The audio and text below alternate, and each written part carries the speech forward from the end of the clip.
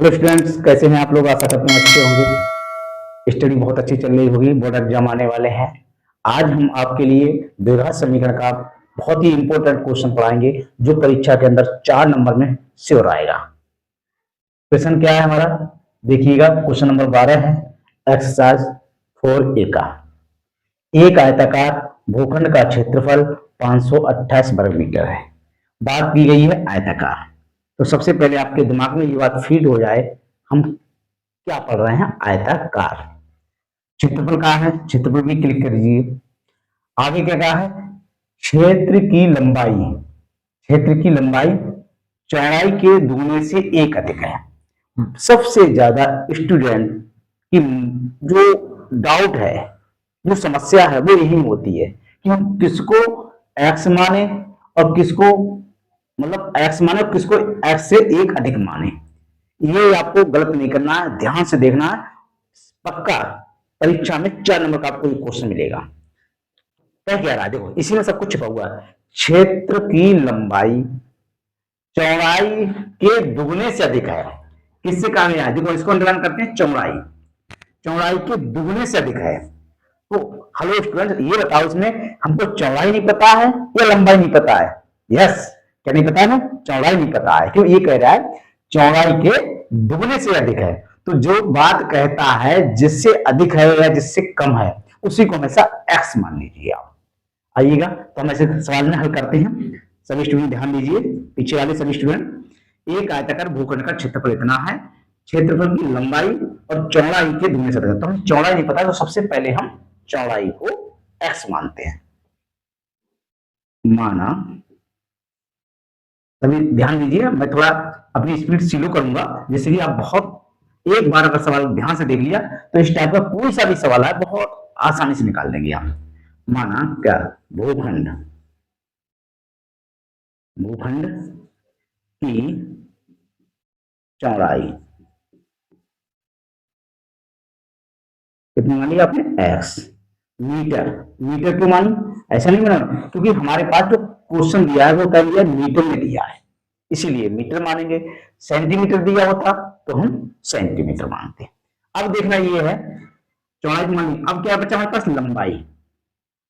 अब देखो, तब किसकी? तब भूखंड की लंबाई। लंबाई कौन बताएगा पीछे से स्टूडेंट? चौड़ाई के, देखो समझिए आप, चौड़ाई के दुगने। तो चौड़ाई का दुगना कर दीजिए आप, लिखना दीजिए, लिख लो आप एक बार लिए। चौड़ाई, ठीक है, लिख दे रहे हैं। चौड़ाई का दुगना, का मतलब गुना, और दुगना ये हो गया। यस। अच्छा, से एक अधिक है, से ये आ गया। एक अधिक है, अधिक के लिए क्या आता है? प्लस। अगर यही कहता है से एक कम है तो आप समझ जाते कि माइनस की बात है। कम मीन्स माइनस और अधिक मीन्स प्लस। एक जोड़ दिया। तो लंबाई हर बार कितनी आई? चौड़ाई कितनी मानी थी आपने? एक्स। तो ये एक्स हो गया गुणा टू हो गया प्लस वन हो गया। इसको हम सही लिखेंगे, कितना जाएगा? 2x प्लस वन आ गया। ये हमारे पास आ गई लंबाई। जो इस क्वेश्चन के अंदर स्टूडेंट जो गलती करते हैं, वो सबसे बड़ी गलती यही करते हैं कि वो लंबाई को x मान बैठते हैं और चौड़ाई को 2x प्लस वन। यही गलती सबसे पूरे सवाल को 0 अंक निर्धारित कर देती है।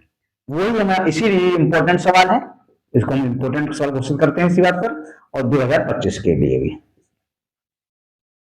फिर समझाता हूं बात। क्षेत्र की लंबाई चौड़ाई के दुगने से एक अधिक है। तो इसका मतलब क्या है? चौड़ाई नहीं पता है, तो चौड़ाई को आपने क्या मान लिया? एक्स। तो लंबाई कितनी हुई? चौड़ाई के दुगने से एक अधिक। अब लंबाई ये आ गई, चौड़ाई ये आ गई, दुगने का मतलब गुणा हो गया और प्लस का मतलब अधिक हो गया, और एक आपको दे रखा है। दैट इज, ठीक है। ये भी हो गया आपका मीटर, ये हो गया आपका दो है 2x प्लस वन, और ये हो गया हमारा मीटर। अब इस प्रश्न के अंदर हमने लंबाई भी x पता चल गई और आपको सॉरी चौड़ाई भी x पता चल गई और आपको लंबाई भी मीटर में पता चल गई। अब सवाल क्या कह रहा है? भूखंड आयताकार क्षेत्रफल इतना है। अब हम पीछे से आ गए, लिख लीजिए आप। भूखंड कैसा आयताकार है, लो आयताकार का क्षेत्रफल कितना दे रखा है वो लिख लीजिएगा 528। ठीक है, वर्ग मीटर, वर्ग मीटर क्यों है क्योंकि क्षेत्रफल है, क्षेत्रफल लंबाई गुणा चौड़ाई। तो आयताकार है, आप अच्छी तरह से पढ़ते आए हैं पिछली कक्षाओं में, आयताकार का जो क्षेत्रफल होता है वो क्या होता है लंबाई गुणा चौड़ाई। गुड, तो यहां क्या लिखेंगे लंबाई गुणा चौड़ाई और बराबर में आ जाएगा हमारा 528। देखना यह है कि आपके पास लंबाई कितनी है, लंबाई हमारे पास 2x,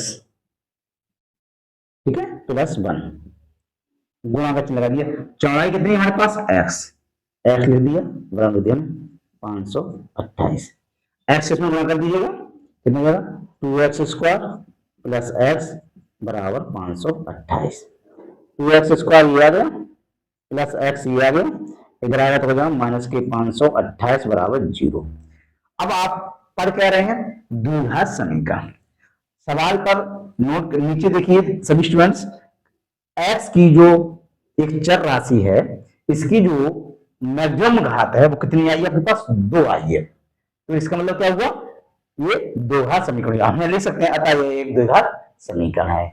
द्विघात समीकरण के अंदर हम किसी भी सवाल का अगर कोई क्वेश्चन कराते हैं तो लास्ट में जाकर इस टाइप की एक फैक्टराइजेशन कह सकते हैं, गुणनखंड कह सकते हैं या समीकरण कह सकते हैं बनेगी जाकर, ये इस बात का विशेष ध्यान रखना है। आइए हम इधर लेते हैं इसके लिए, ठीक है, क्या है 2x square plus x minus 528 बराबर 0। यहां हमने आपको गुणनखंड की एक बहुत अच्छी और उत्तम विधि सिखाई थी कि किस तरह से हमें घटाने पर 1 लाना है। आप क्या करते थे कि 528 की हम किसमें गुणा करेंगे 2 में गुणा करेंगे, किसमें करेंगे 2 में करेंगे, गुणा करते हैं आप कह रहे हो 528 लिखेंगे 2 से गुणा कर देंगे, 2 अट्ठू 16, 2 दूनी 4 और एक हाथ से लगा 5 और 2 पंजे 10, हमारे पास कितना है 1050 आया। अब आप क्या करेंगे इस 1050 के इस तरह से 2 पदों में बांटेंगे या इसके कह सकते हैं हम, ठीक है, इसको 2 भागों में विभाजित करेंगे कि उन संख्याओं की जब गुणा करें तो हमारे पास 1056 प्राप्त हो काय पर गुणा करने पर, और उसी एक संख्या में से दूसरी संख्या घटाएं तो हमारा घटाने पर 1 प्राप्त हो। इस चिन्ह का बहुत बड़ा इंपॉर्टेंट महत्व है, घटाने पर 1 आएगा, अगर यहाँ चिन्ह होता प्लस का तो जोड़ने पर आता, ठीक है। तो हमको अगर ये बहुत बड़ी संख्या है और आप इसको नहीं तोड़ पा रहे हैं तो आप क्या करेंगे सबसे पहले इसके हम अभाज्य गुणनखंड कर लेंगे। सबसे छोटी संख्या कौन सी है 2, 2 से करिए स्टार्ट आप, 2 से करा आपने कितना आएगा 2 पंजे 10, 2 दूनी 4, 2 अट्ठू 16, ठीक है 5, अब फिर 2 से काटिए आप 2 दूना 4, 2 छंग 12, 2 चौको 8, फिर 2 से काटिए आप 2 एकम 2, 2 तीन 6, 2 दूना 4, फिर 2 से भी काटिए आप 2 से 2 छंग 12 और 2 छंग 12, फिर आप 2 से काटिए 2 से 2 तीन 6, 2 तीन 6, एक बार यहाँ रुक जाते हैं क्योंकि हमें ये देखना है कि अब 2 से संख्या ये नहीं कटेगी, तो इनके आपस में क्या करते हैं 2 दूनी 4, 4 दूनी 8, 8 दूनी 16, 16 दूनी 32।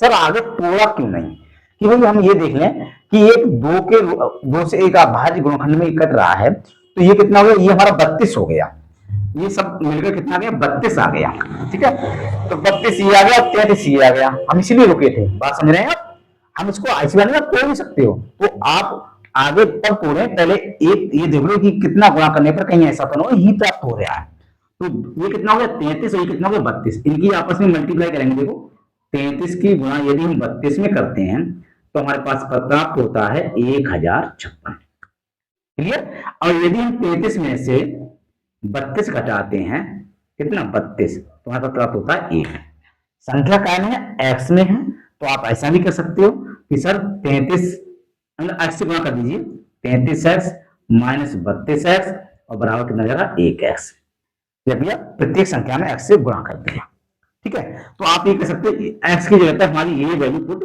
हो जाएगी। करिए आप, थोड़ा हम इसको मिटाते हैं, तो क्लियर हो गया। तो आप लिखेंगे 2x² प्लस एक्स की जगह पे वैल्यू कितनी पुट करेंगे, ये है 33x माइनस 32x माइनस 528 बराबर 0। इसमें से आप देखिएगा क्या कॉमन है, इसमें से सिर्फ x कॉमन है। x क्यों कॉमन है, आगे हमारे पास दो संख्या है और 2 से 33 को हम भाग नहीं दे सकते, इसीलिए हम सिर्फ x कॉमन लेंगे और x कॉमन का मतलब 2x बच गया प्लस यहां से x बाहर आ गया तो 33 बच गया, माइनस का चिन्ह लग गया।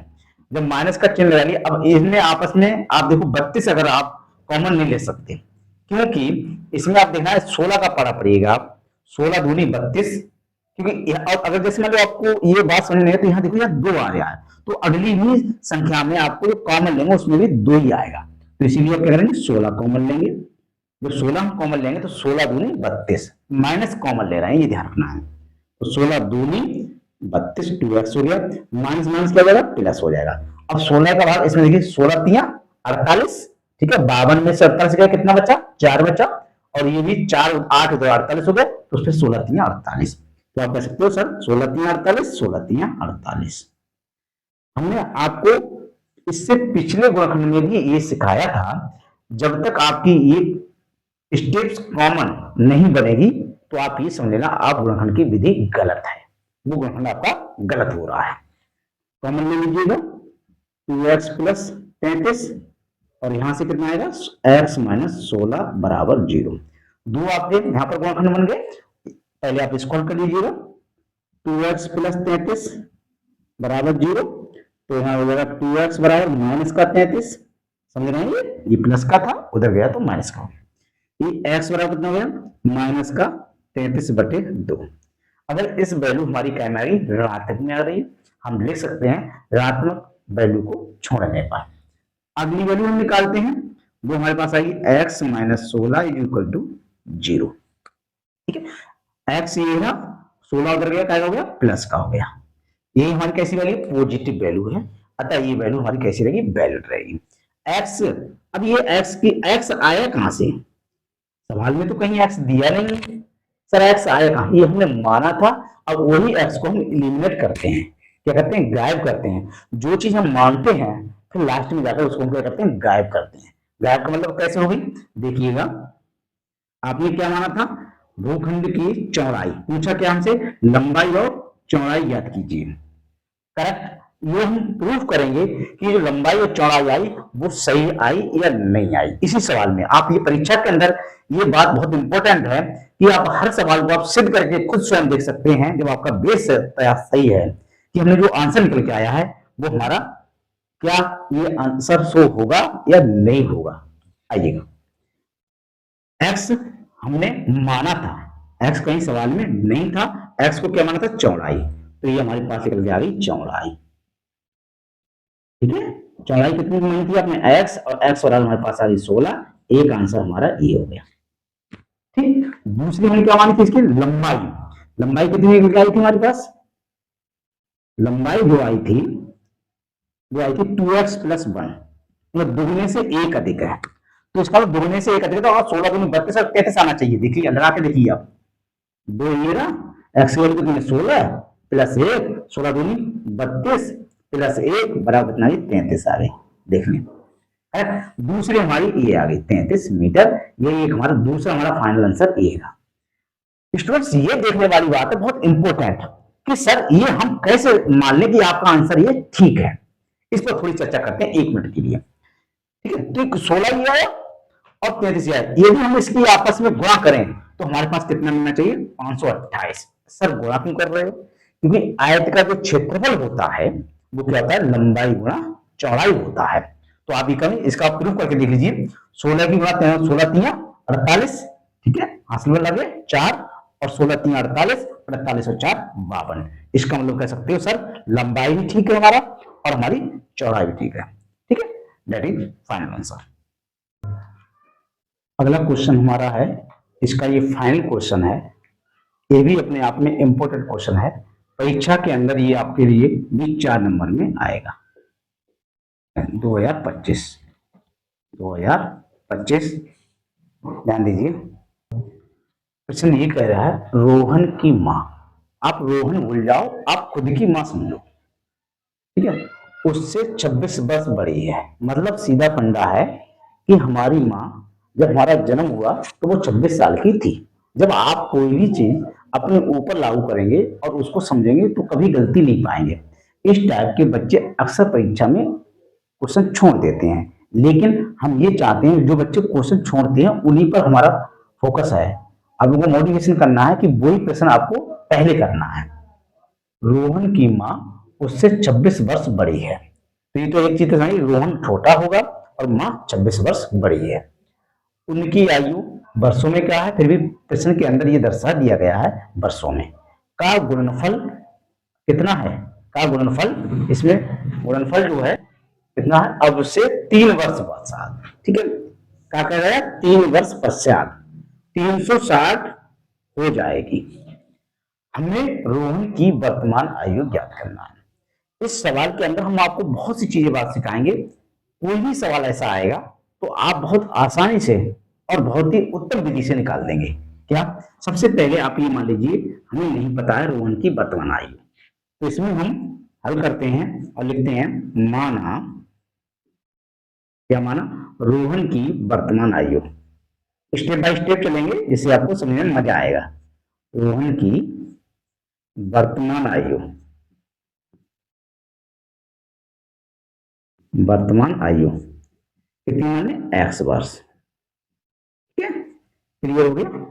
अच्छा अब एक बार बताइए, जब रोहन की x वर्ष है, जैसे मैं अपनी बात करता हूं, मेरी उम्र जब x वर्ष है और मेरी माँ मुझसे कितनी 26 वर्ष अधिक है, तो ये हम जोड़ेंगे तो किस प्रकार जोड़ेंगे, x प्लस 26 या 26 प्लस x। तो सबसे पहले क्या करो, x कहा पहले रोहन से बड़ी है ना, तो x में ही जुड़ेगी, कायदा ये कहता है। हालांकि प्लस में आप 26 प्लस x कर लोगे गलत नहीं होगा, लेकिन कायदा ये कहता है जो कह रहा है कंडीशन के अकॉर्डिंग जोड़े आप तब, ठीक है। माँ की आयु ये सकते तम रोहन की बर्त, हालांकि ये निकालना पड़ा है लेकिन पूछा ये भी काम करना पड़ेगा आपको। तब माँ की आयु, तब माँ लिख लो आप, माँ की आयु कितनी होगी, x प्लस 26 वर्ष। ये काम हमारा कहां तक हुआ, यहां तक हो गया, ये काम यहां तक हो गया, समझिए। अब क्या कह रहा है, उनकी आयु, कौन सी आयु, रोहन की एक्स है, रोहन मैं हूं, और मेरी माँ की जो एज है वो एक्स प्लस 26 है, ठीक है। उनका गुणनफल जो है अब से 3 वर्ष बाद, अब इन्होंने एक इसमें लॉजिक जोड़ दिया, 3 वर्ष पश्चात। ये देखो कितना, 3 वर्ष पश्चात। जब पश्चात की बात करेंगे तो हमेशा जोड़ेंगे, इसको जितना भी दिया हो समय बाउंडेशन, अगर यहां कहता पश्चात कहे या बाद कहे तो हम जोड़ेंगे, और पहले कहे तो हम हमेशा घटाएंगे। तो इसमें एक नई बात कही, 3 वर्ष पश्चात, यहां लिखा लिया, ठीक है, 3 वर्ष पश्चात, जो लिखा है वो लिखिए, पश्चात किसकी, रोहन की आयु निकालने पहले आप, ठीक है, रोहन की आयु, ये कितनी, एक्स। 3 वर्ष पश्चात कह रहा है, मैं फिर बता रहा हूं, जब पश्चात कहे या बाद कहे तो हमेशा वो वर्ष हमेशा क्या करती है, जुड़ती हैं, तो आप भी जोड़ दीजिए x प्लस 3 वर्ष। बस समझिए, इसका काम खत्म हो गया, ठीक है, यहाँ तक ये आगे का काम चल रहा है। अब अकेले ऐसा तो है नहीं कि बेटा भी 3 वर्ष बाद होगा, अब माँ भी तो चल रही साथ में, तो आप लिखेंगे यहाँ पर 3 वर्ष पश्चात माँ की आयु, माँ की आयु, माँ की आयु ठीक है तुम्हारे पास, x प्लस 26 प्लस क्या जगह 3, सेम कंडीशन लागू करेंगे आप बेटा में और माँ में, जोड़ देंगे कितनी आएगी, जोड़ लीजिएगा इधर, तो ये x रहा 26 और 3 29, ये हो गई वर्ष। अब हमने जो कंडीशन समझी वो कहां तक समझ ली, वो हम नहीं समझी कि जो उनकी आयु है, किनकी, रोहन की, रोहन मैं हूं, और मेरी माँ की जो आयु है उनका 3 वर्ष पश्चात जो आयु थी वो ये निकल के आई थी, ये माँ की निकल के आई और ये हमारे हमारी निकल के आई। क्या कह रहा है प्रश्नानुसार, देखना ये है, जो बात कह रहा है वही लिखेंगे। प्रश्नानुसार क्या कह रहा है, जो 3 वर्ष का जो गुणनफल है आयु का, वो कौन कौन सा है, ये जो है हमारे पास, ये और ये गुणनफल,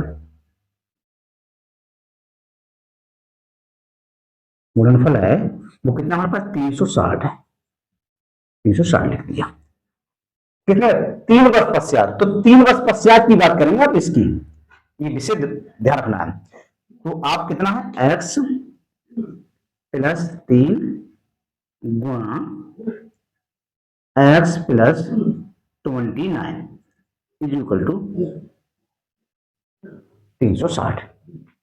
गुणा करिएगा इसमें आप, अब तो अब सीख गए तो गुणा x की x में करेंगे कितना आएगा, एक्स स्क्वायर आएगा, फिर x की 29 में करेंगे कितना आएगा, 29x आएगा, प्लस 3 की गुणा x में करेंगे कितना आएगा, 3x आएगा, और 3 की गुणा 29 में करेंगे तो 3 × 27 और 3 दूना 6, 6 और 2 कितना होगा 8, बराबर कितना हो गया 360 हो गया।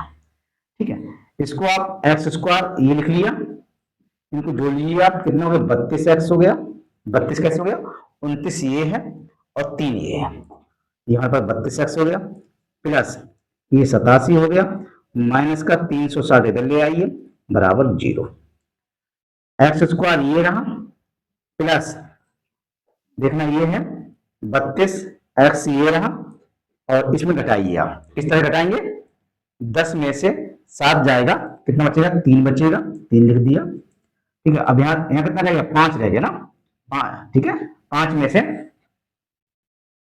घटाएंगे, घटाने तरीका सबसे बेस्ट तरीका है 360 लिखो यहाँ माइनस का है, और यहाँ 87 को इस तरह से आप घटा दीजिए, जिससे गलती ना हो परीक्षा के अंदर, मेरा मतलब ये है। ठीक है, 10 में से, ठीक है सही घटा रहे हैं, 10 में से 7 घटा रहे हैं, बिल्कुल 3 आया, यहाँ 5 बचा, 15 में से 8 गया 7 बचा, यहाँ 273 प्राप्त हुआ, कितना हुआ 273, चिन्ह काहे का आएगा माइनस का, बच्चे जल्दी वाली प्लस लगा देते हैं, आएगा माइनस का, बराबर हो गया हमारे पास 0। ठीक, देखना ये है, आगे इसको हम करते हैं, एक्स स्क्वायर ये रहा, प्लस 32x ये रहा, माइनस 273 ये रहा, बराबर 0। आपको x में क्या घात समीकरण नजर आ रही है, 2 घात। ठीक है, पढ़ा कर रहे हैं हम, सवाल 2 घात का ही पढ़ा रहे हैं, उच्चतम घात 2 है, ये तो हमारी केवल एक द्विघात समीकरण है, यहां लिख सकते हैं, अतः ये एक द्विघात समीकरण है। अब इसको हम तोड़ते हैं, अब हमारा प्रश्न ये बना, बहुत अच्छी बात है कि हम इसको गुणन करना है, x का स्क्वायर गुणा कितना 1 है, और 273 गुणा 1 में करेंगे 273 आएगा।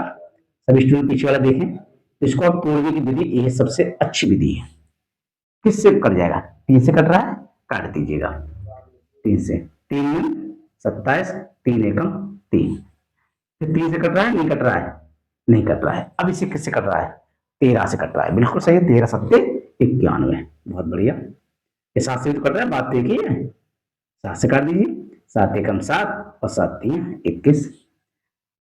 ऐसा सर क्यों कर रहे हो, हमको क्या करना है, 273 के इस तरह से ग्रहण करना है कि घटाने पर 32 लाना है, कितना लाना 32, तो 32 किस प्रकार से आएंगे ये देखना आपको एक इंपॉर्टेंट बात है। तो हम कैसे करें, ये 7 से करें, अगर हम इसको करते हैं 13 तिया 39, ध्यान दीजिएगा 13 तिया 39, और 39 की गुणा यदि हम 7 में करते हैं तो हमारे पास प्राप्त होता है 273, करेक्ट ये वाला, और यही 39 में से हम 7 को घटाते हैं तो प्राप्त होता है हमारे पास 32, जो हमको लाना था। चलिए देखिए क्या है, ये माइनस का है तो घटाने पर ला रहे हैं, ऐसा नहीं है, जोड़ गांठ बिल्कुल नहीं करना है, नियम सीखना है, प्रोसेस सीखना है। ठीक है, एक्स में सवाल है तो एक्स से गुणा कर देंगे इसमें, 39x माइनस के 7x, ठीक है, बराबर कितना जाएगा 32x, तो हम ये कह सकते हैं 32x की जगह पे इस वाली पद को रख देंगे, रख दीजिए आप एक्स स्क्वायर प्लस क्या लिखेंगे 39x माइनस 7x माइनस 273 बराबर 0। आप गुणनखंड बन गया। अब इसमें से कॉमन ले लेंगे। आप कॉमन लेने का सबसे अच्छी विधि, x कॉमन ले लीजिएगा। कितना बचा? x प्लस 39, x कॉमन है। इधर से क्या बन रहा है? कुछ स्टूडेंट कहते हैं सर आपने 9 जो है इस तरह से बना लीजिए, ठीक है। माइनस कॉमन लेंगे, यहां से 7 कॉमन है। जब ये चिन्ह के पहले जो साइन होता है, सॉरी इस मतलब संख्या से पहले, वो भी कॉमन में आता है। ऐसा नहीं कि सर यहाँ माइनस लगाए, अगर ये ब्रैकेट हमने लगाई तो आप समझ लीजिए माइनस के 7 कॉमन ले रहे हैं आप, ठीक है। 7 एकम 7, सिर्फ एक्स बचा, माइनस माइनस क्या हो गया? प्लस हो गया। जब भी माइनस से कॉमन लेते हैं, एक अच्छी बात है, अगली वाली संख्याओं के चिन्ह बदल जाते हैं। देखिए ये माइनस वाला प्लस हो गया, प्लस वाला माइनस वाला प्लस हो गया, ठीक है। 7 का पारा पड़िए आप, 7 3 21, कितना बचा? अच्छा 63 हो गया, और 7 में 63 बराबर 0। देखिएगा ये हमेशा आपको कैसे मिलेगा? एक जैसा पद मिलेगा, ठीक है। ये कॉमन ले लीजिए, x प्लस 39 x माइनस 7 बराबर 0। इससे वैल्यू निकालिए आप, x प्लस 39 बराबर 0, तो x बराबर कितना जाएगा? माइनस का 39। ध्यान दीजिएगा, जो कि ऋणात्मक है हम हमेशा छोड़ देते हैं, लेकिन आप निकालेंगे जरूर। इधर से आएगा x माइनस 7 बराबर 0, यहां से आएगा x बराबर 7, और x आपने किसको माना था? वो है, आप आ जाइए सबसे ऊपर। पूछ क्या रहा था? ये देखिए रोहन की वर्तमान आयु, ठीक है। तो रोहन की वर्तमान आयु का मतलब सीधा हो गया कि ये x निकला, अतः ले देंगे, अतः ये फाइनल आंसर हो गया हमारे पास। लिखना कैसे? ये देखना, अतः रोहन की वर्तमान आयु, माइनस वाला आंसर क्यों नहीं हो सकता? यस, क्योंकि हमसे ऐसा तो हो नहीं सकता। यहाँ ना बाप बेटा दोनों जिंदा हैं, उपस्थित हैं, ऐसा नहीं कि बाप बेटा है ही नहीं, ठीक है। माँ और बेटा है नहीं, यहाँ है, जिंदा है। वर्तमान आयु क्या मानी थी आपने? एक्स वर्ष।